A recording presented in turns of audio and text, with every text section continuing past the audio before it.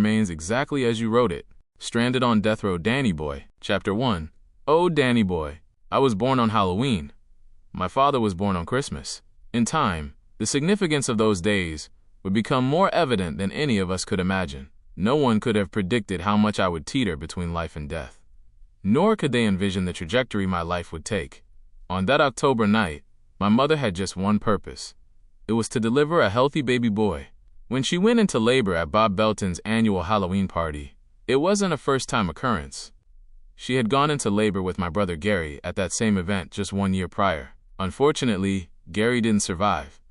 But I did.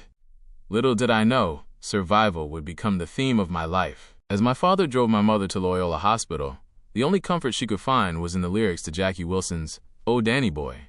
When my parents arrived at the hospital, they learned that my mother had suffered several strokes. While the doctors worked to save her life, my mother focused her attention on my survival. Despite the risks to her own well-being, she was committed to bringing me into the world.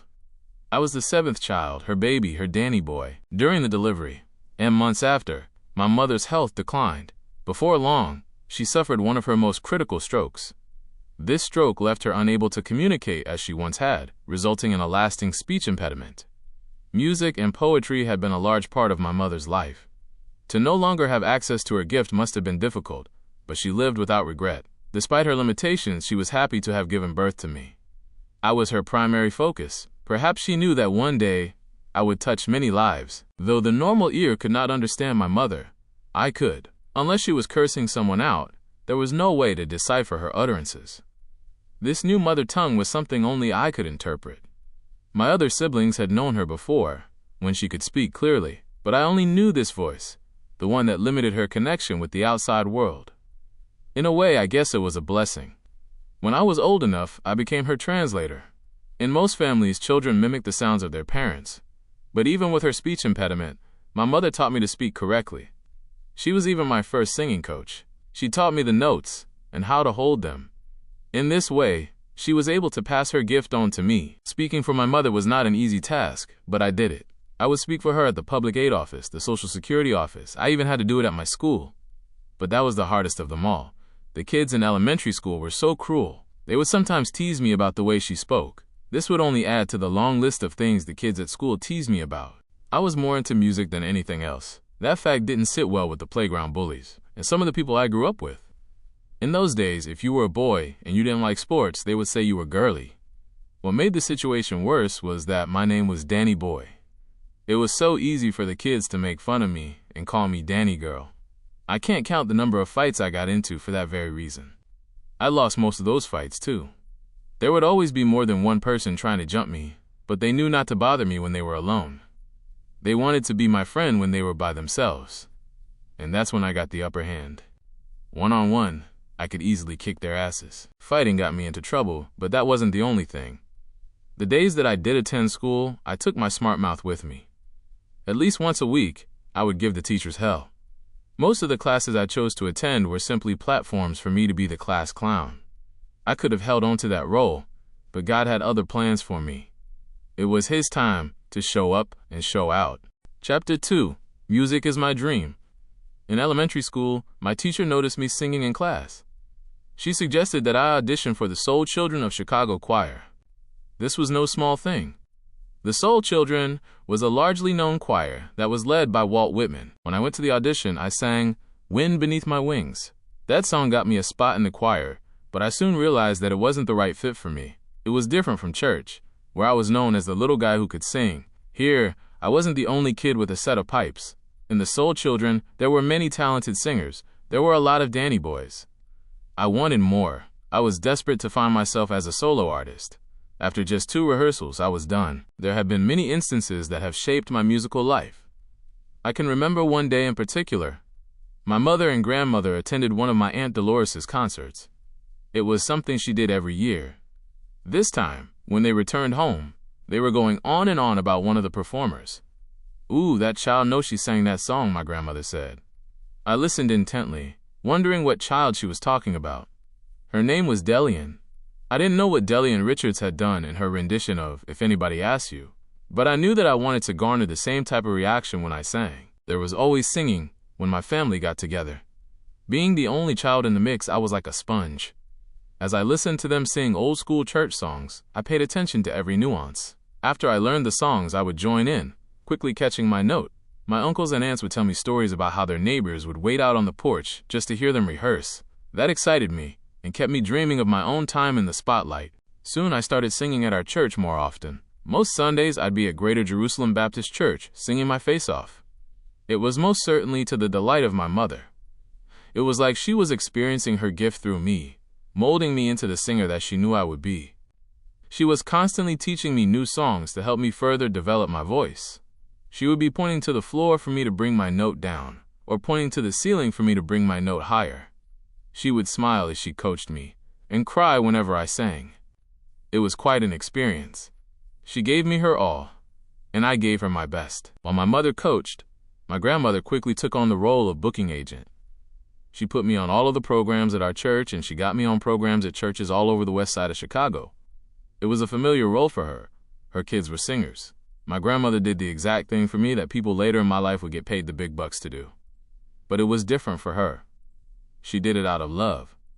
And while she didn't understand the business aspect, she fully grasped the psalmist part. I would sing on the front porch, on top of garbage cans, at the houses of friends and neighbors. Everywhere I could. My Aunt Dolores sang lead vocals on the Thompson Community Choir's "It's Gonna Rain," a popular standard in the gospel world, and especially in Chicago. When she and I sang on the same program, she decided to take me under her wing. She taught me a lot about stage presence. In fact, I learned something new every time I saw and heard her sing. Because of Aunt Dolores, I was not afraid to sing in front of large crowds. I watched her sing all over the city. Sometimes she would get me on the program with her, and as I matured, she began to let me take on the bookings she couldn't make. My Aunt Joanne booked even more venues for me. In addition to booking, she became my first unofficial stage manager. She would say to me, "Don't sing too much, make them want more." And I would watch her as I sang. She would give me a look that let me know that I had given enough. It was great to have that level of support at such a young age, and it was a blessing to be part of a musical family. They always knew of some church or event I could sing for. That level of encouragement and support contributed greatly to my success. By the time I was a teenager, I had performed at over 200 events, whether it was a funeral, a wedding, church, or park districts. You name it, I probably performed there. When I was 13, my mother had a heart attack. Following this heart attack, she had her first open heart surgery, which gave me even more responsibility. I remember those days like yesterday. The doctor had taken a vein from her leg to run through her heart valve, which left her 2 incisions, one under her breast and another on her leg. I was responsible for cleaning the incisions and changing the gauze. It was painful for her. She would cry all night long, and she would call out, "Jesus, help me," and "Oh Lord, oh Lord, oh Lord." There was nothing I could do to ease the pain, and that was difficult to accept. But as time went on, my mother began to get a little better, and her incisions began to heal. I worried about my mother day and night. It was this constant uneasiness that led me to my first encounter with God. God for myself. It wasn't my grandmother praying on my behalf, or someone else covering me. It was me who got on my knees and petitioned before Him. As I listened to my mother crying in the next room, I did the only thing I could do. I prayed as I cried along with my mother. I asked God to heal her. By graduation, my mother was barely walking, but she made it. I sang, "It's so hard to say goodbye." When I walked across the stage, my mother cried like I had graduated from college. She loved me without question. I was a mama's boy. When I was wrong, I was right in her eyes. My Uncle William and my Uncle Henry couldn't stand that. They thought that she should have whopped my ass for everything I did. When she didn't, my Uncle Henry would jump on me and punch me in the nose. Sometimes, he would just kick my ass for no reason at all. When his sons and I fought, he would break us up and beat me himself. Sometimes I got my ass kicked by him, other times by his sons. Occasionally, I got my ass kicked by all of them. My mother was always back and forth between my father's and my grandmother's homes. As she got sicker, she spent more time with my grandmother, but my dad was always there for her. After getting my ass kicked one time too many, I got sick of that shit and decided that I would move in with my father for a while. He was renting a room from a woman named Mrs. Williams. She was a friend of my father's, and she had known me since I was a little boy. She was nice and treated me like I was her own, so I started calling her Grandma. Grandma Williams and my father lived on the second floor of a building on North Drake Street. I lived downstairs with Grandma Williams' daughter, Marilyn. She easily became my adopted aunt. I called her TT. She loved me like I was her blood nephew. Her kids, Aisha, Gino, and Tony, were like my cousins. One thing about Grandma Williams's house was there was always a party going on. Her and my father would drink and play the blues all night long. During those times, Grandma would call me in front of her and say to me, "Sing something for Grandma." Before I could even begin to sing, she would say, "What Grandma say?" That was my cue, and if I didn't do what she said, Grandma would cuss me out. I would sing church songs and other songs I had learned from records they played. I loved singing so much that I used to have concerts on the front porch so all of my neighbors could hear me sing. If they weren't at home, I would find cans, line them up, and sing to them. My taste in music was quickly expanding. In this new environment, I had become a fan of what people in the church called secular music. But this didn't stop my mother and grandmother from encouraging me to sing the music I loved. There were other perks to living with my father. I was able to hang out more with my older cousin Boo, who was also known as Wild Style, the hip-hop recording artist, Crucial Conflict. He was also an adopted nephew of the Williams family. Wild's family lived on the block behind us. He was the driving force behind Crucial Conflict. At that time, Crucial Conflict consisted of Wild Style, Kilo, Tony, and Gino. I would watch them intently as they rehearsed songs and choreography for shows. That's when I really learned how to sing outside of the church. Wild would have me singing at talent shows, block parties, clubs, and any other place they were performing. At times, I would be the only singer in the show. Orr's talent shows were off the chain.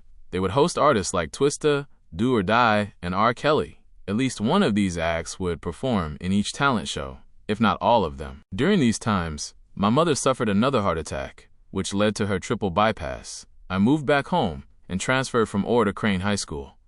Transferring to another school didn't bother me because I was ready to leave the school choir. They weren't the best, and with my short attention span, I felt that I had given them long enough to get their stuff together. Many people went to school for an education, but I was there for the melodies.